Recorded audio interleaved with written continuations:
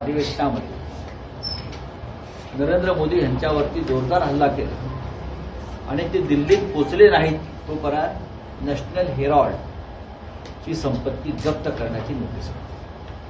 National Herald हा गांधी परिवाराशी संबंधित वृत्तपत्राची संपत्ती. पंडित नेहरूंनी स्थापन केलेले वृत्तपत्र आहे.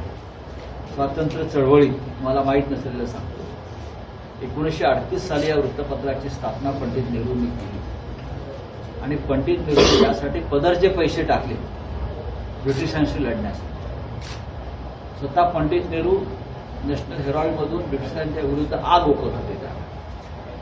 ते वृत्तपत्र काही काळाने बंद पडलं आणि गांधी परिवारानं त्याच्यामध्ये नव्यानं काही आर्थिक उभारणी करून ते सुरू केले. पण मनी लॉन्ड्रिंगच्या माध्यमातून पैसे आले असं दाखवलं. हे वृत्तपत्र त्यांनी ताब्यात घेतलं नरेंद्र मोदी. मला आश्चर्य वाटतंय की एका बाजूला तुम्ही दाऊद इब्राहिमची संपत्ती मुक्त करताय, एका बाजूला हे सरकार मोदींचं दाऊद इब्राहिमची संपत्तीला क्लीन चिट देत आहे. प्रफुल्ल पटेल